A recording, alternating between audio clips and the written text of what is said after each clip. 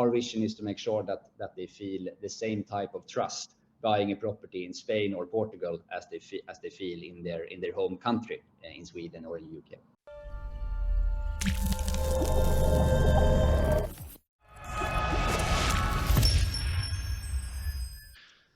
So today I have Marcus Surten, the CEO of property portal MyMove.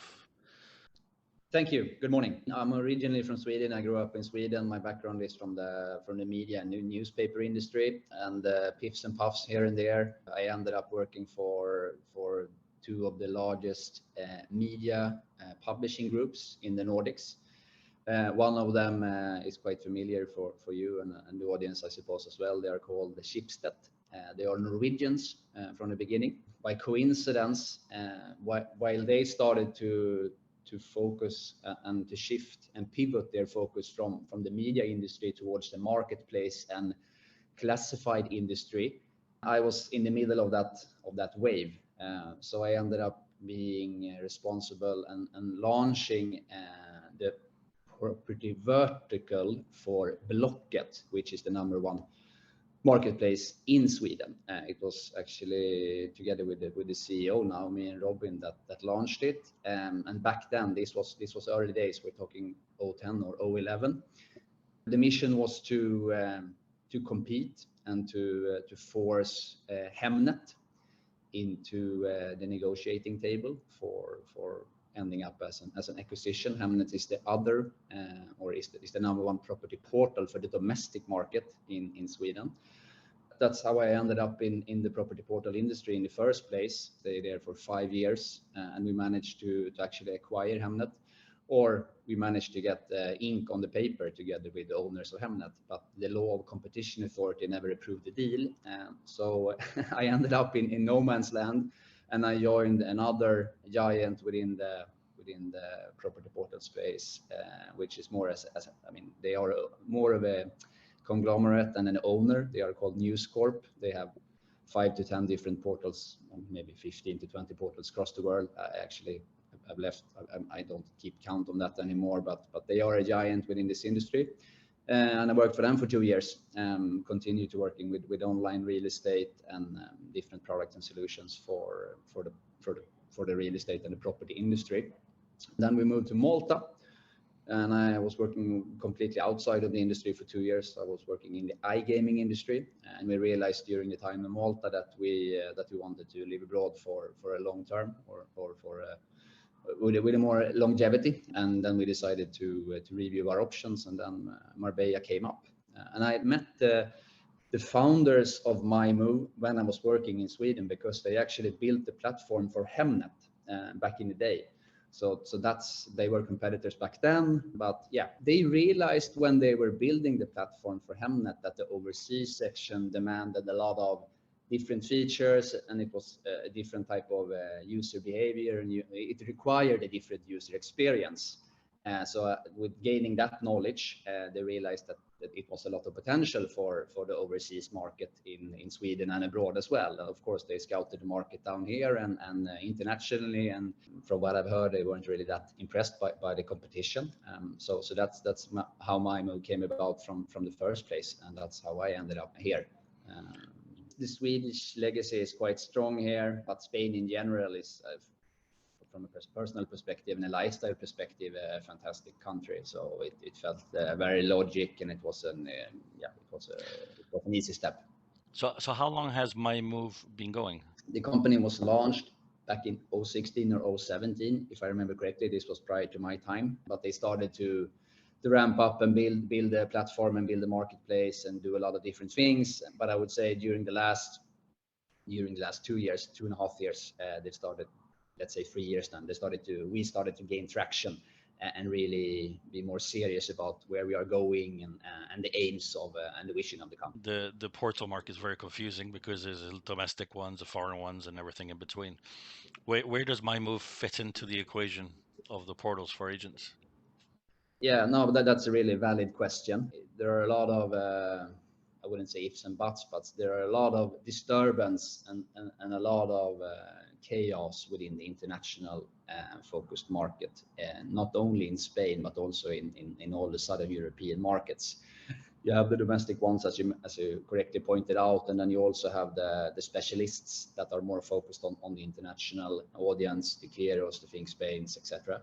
But from our side, we are purely focused on the international audience. We don't care that much about the domestic ones. We don't have a lot to bring to the table. I think both, all the top two, top three domestic focused portals are doing a good job. So we are focused on the international side, and we gained a lot of traction within the Swedish market due to legacy reasons, and also due to that we really are, and we really pay a lot of attention to what that audience is requiring in terms of user experience, in terms of trustworthiness. Experience as a whole, I would say. So that is our focus. And then during the last 2 years, we also started to broaden out and to expand our concept to UK and to Germany, which is our two other prioritized markets. But these are still buyers from the UK looking to buy in Spain and Portugal. Is that correct? Yes. And Germans looking to buy in Spain and Portugal. Okay, yes, I got you. We cover Spain and Portugal at the moment. Okay. In terms of supply and in terms of properties. And one of the things I've noticed with my move is that there seems to be a lot of emphasis in things related to trust and quality, and those sort of words are flying around, guarantees. Not something you tend to see so much on the Anglo-based international portals, let's call them something like that. Is this specific to the Swedish market? Is that where it came from originally? Is that something that Swedish buyers are looking for in a portal? Or is that just something you've seen generally? Those initiatives are based upon insights that the company gained from the beginning, when we really deep dived into surveys and when we did target groups and focus groups with the audience. What do they really miss, and what do they really need to be able to buy a property and feel the same type of trust as you do in Sweden or in UK or in Germany for that matter. So that is how we have chosen to design and focus and frame our concept. I would say originally it was a bit theoretical, if I may be self-critical. So we during the last year or so, I would say that we have really tried to optimize and find the right product and market fit, especially to be able to scale the concept. Because we are really proud of being the definitely the most preferred property portal for the Swedish audience, and the Swedish interest is really strong, so that's good. But it's also one market out of many here in Spain. So to be able to reach and cater for a broader audience, we have realized that we also need to redefine the concept. Okay, so maybe you could tell me some of what those concepts are for those who don't know it. Trustworthiness and transparency is a legacy, and it's a part of the DNA of this company. But there are additional layers that you can put on top of that, and it's hard for an audience to really get the comprehensive understanding of the market as a whole, and what are the key aspects for me as a buyer that I need to have in place to be able to feel confident of either inquire or actually at the end ending up in actually buying a property. Just to mention a couple of examples, we launched a partnership together with a property survey company. On top of that, we also launched a partnership with an area view or a drone view company. So we have 4,000 drone views here in Spain, just to make sure that the buyer actually can get an understanding of the area. How does it look in that area? Not only from that's fairly straightforward if you go into Google and press Google Maps, but that doesn't, even if you put 3D, but that doesn't tell you so much regarding an overall understanding. How does it actually look? And those area views have been really, it has been a successful feature for us, and we have gained a lot of not only in terms of number of leads that we have been able to generate through it, but also a lot of positive feedback from our users. And as I mentioned regarding the property survey and inspection thing, that is something that is regulated in UK, and it's, I would say, 9 out of 10 properties in Sweden goes through a property survey before you're actually ending up buying the house. Not apartments though, but houses for sure. So all of that is initiatives and ideas and innovation that we get inspiration from the Northern European markets, and then we have implemented them here to make the users feel more comfortable, to feel more at home and comfortable with the same type of buying process here as in Northern Europe. However, essentially, it's quite different anyway if you reflect upon the legal aspect and how it actually works in terms of the market conditions and the prerequisites in terms of exclusivity and all of that. The focus is to provide a buying experience that would be similar to what they would expect in the Swedish market or the British market if they were buying domestically. Is that, am I understanding this correctly? Yeah, I would say so. Adapted to the realities of Spain, obviously. Yeah, especially as you mentioned, actually adapt to what is feasible down here, because some things are better from the Northern European market in terms of transparency and feel more confident and comfortable with the purchasing process. But at the same time, you have some things that is actually working more efficient here. Our vision is to make sure that they feel the same type of trust buying a property in Spain or Portugal as they feel in their home country, in Sweden or in the UK.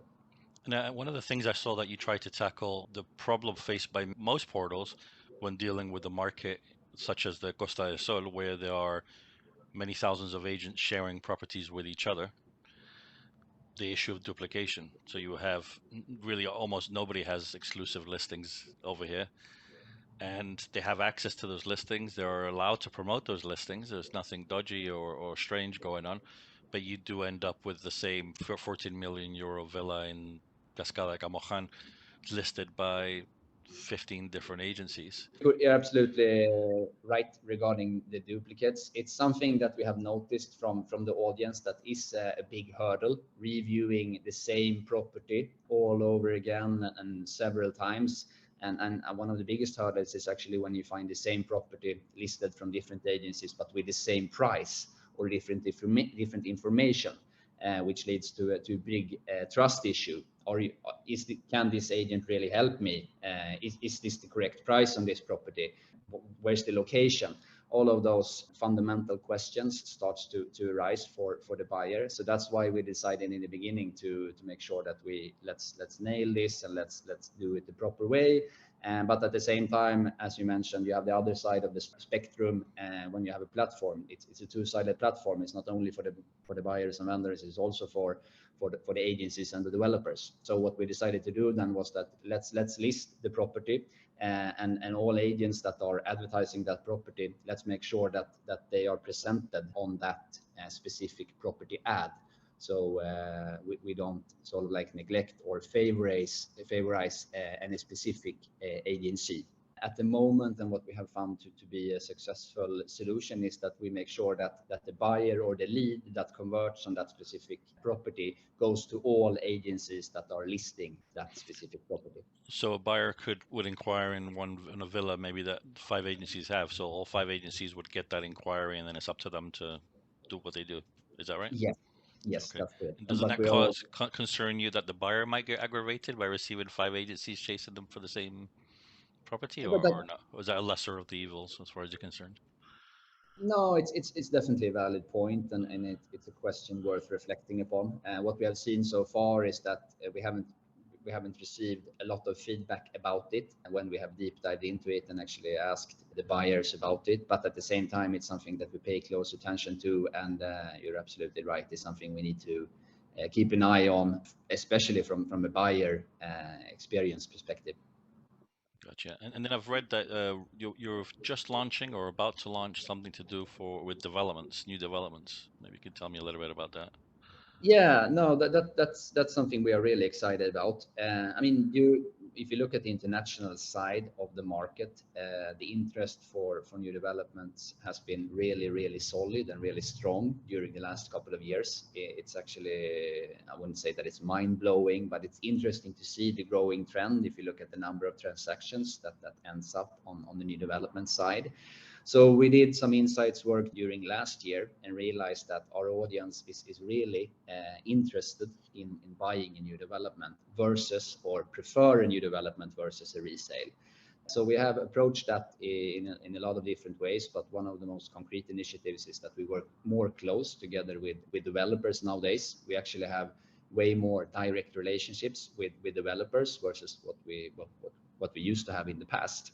And then we have also played around with a lot of different ways of presenting and making sure that the buyer gets as good user experience as possible when it comes down to tackle the normal bottlenecks in terms of who is building the project, where is the project located, can you trust the information in terms of number of units, floor plans, so on and so forth. We're just scraping the surface. We launched a new version a couple of weeks ago, and we are satisfied with that solution, and it works well. But we will continue to invest in a new development side, since we see that is a growing trend that will continue, both from the buyer interest and both from in terms of that the developers are building a lot of new projects. So it's really interesting, and we have also started to play around with the business model or experiment with the business model.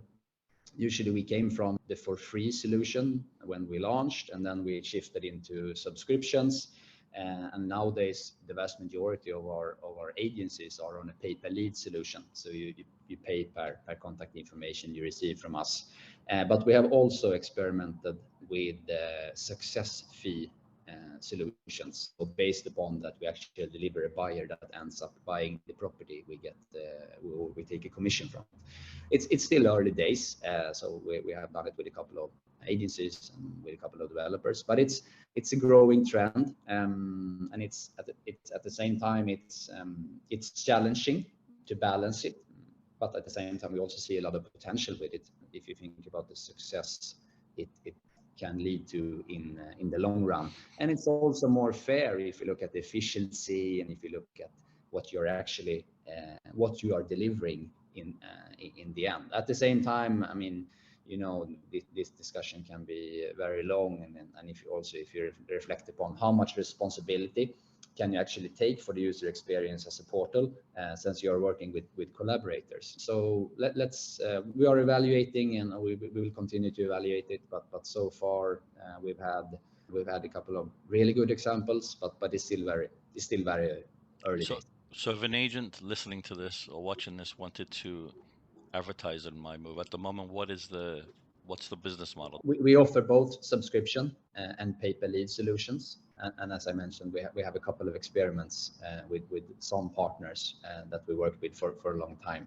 Ultimately, what it really boils down to is to have a modern and scalable model that works both for us, makes sense, and delivers a lot of value and a high level of service towards the buyer and the vendor, and at the same time also is really tempting for the agencies and the developers that we collaborate with.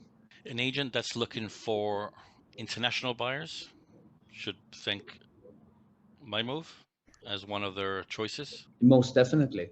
If they're looking for Swedish buyers, most definitely times two. For sure, the vast majority of the buyers we deliver towards our advertisers, developers, and agencies is Swedish buyers.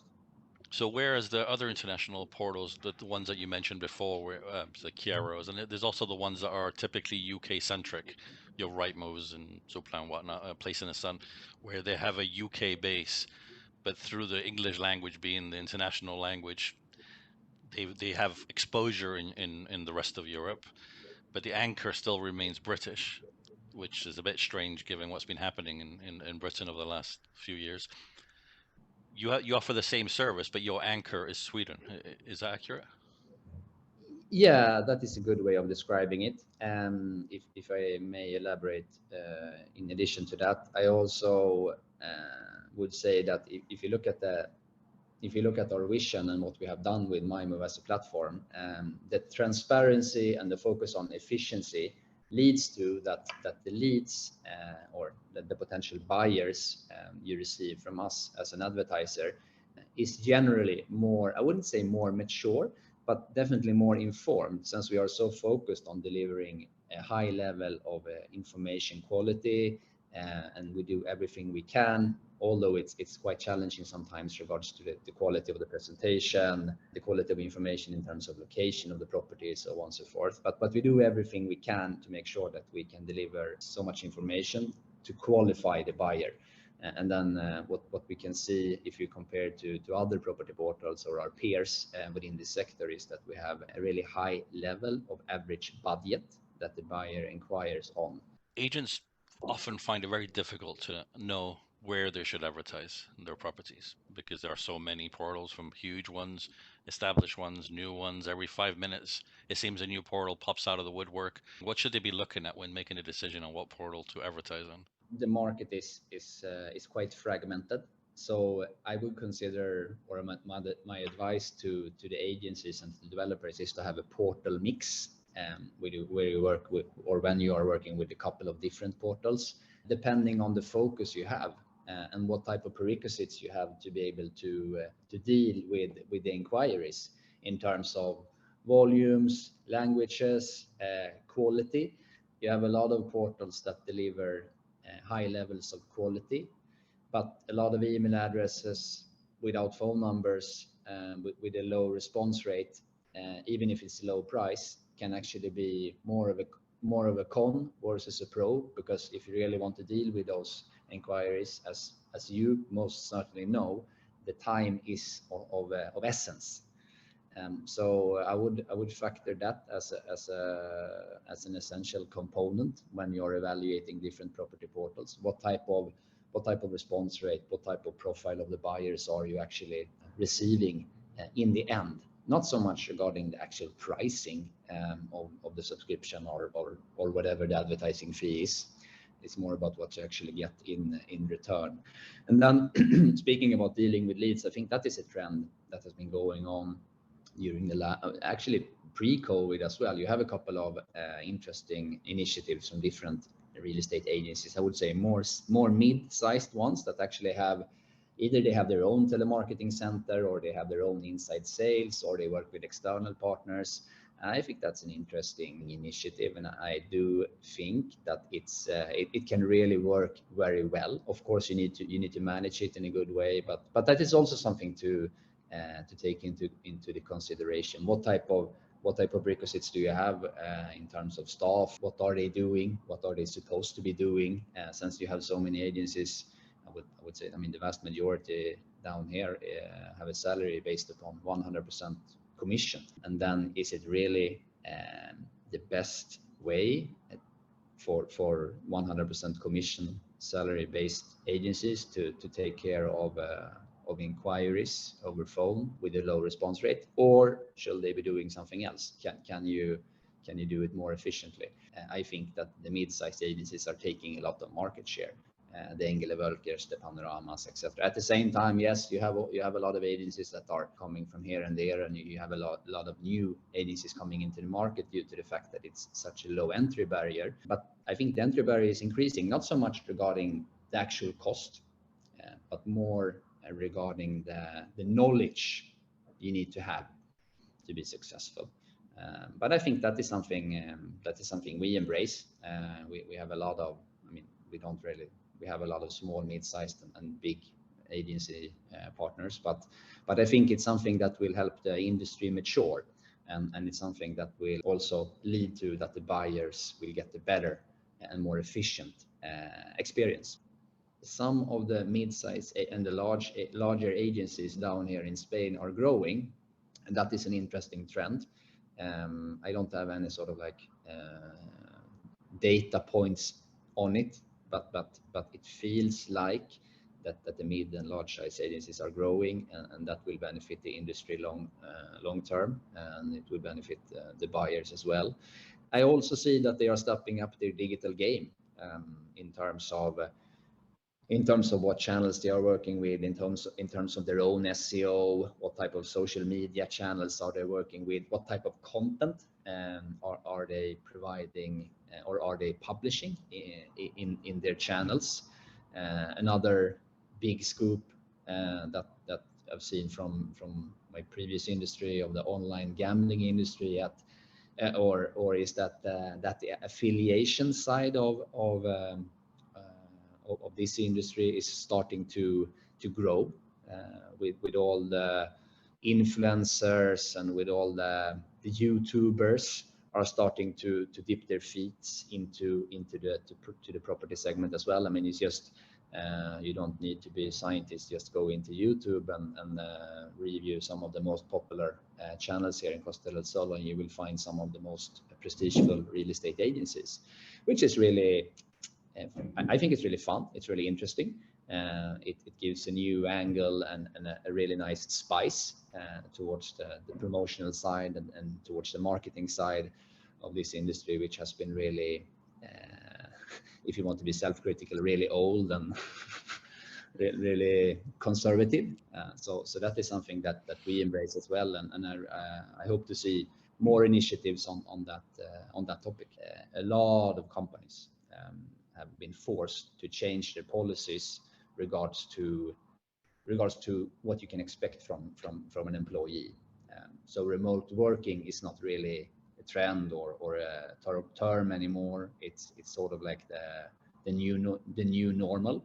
So that will open up a lot of opportunities, not in terms of that people will sort of like relocate for good, but it will open up a lot of opportunities for people to travel and to work remotely during longer time frames. And I think that is the aspect that are really pushing trend towards that a lot of Europeans will review their opportunities of buying a property besides their first home in a much bigger extent versus than a couple of years ago.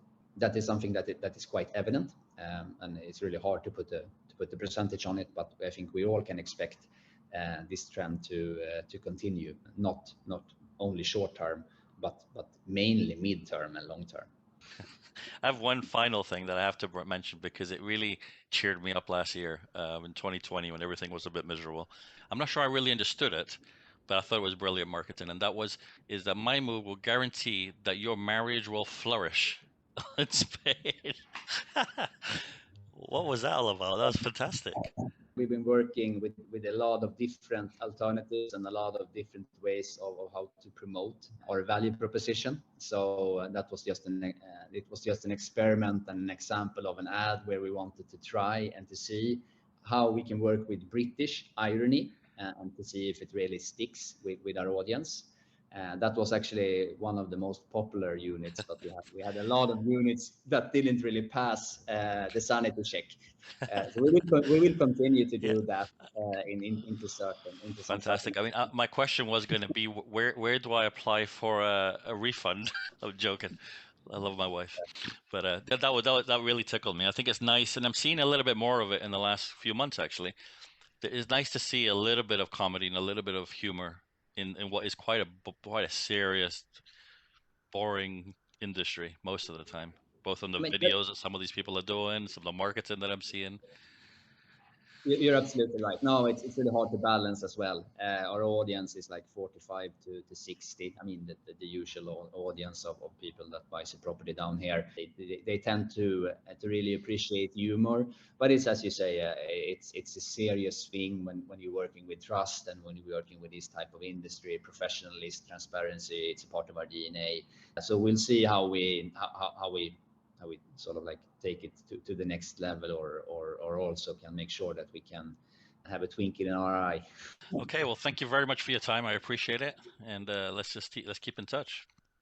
The pleasure was mine, Alfredo, and thank you, and have a lovely day now.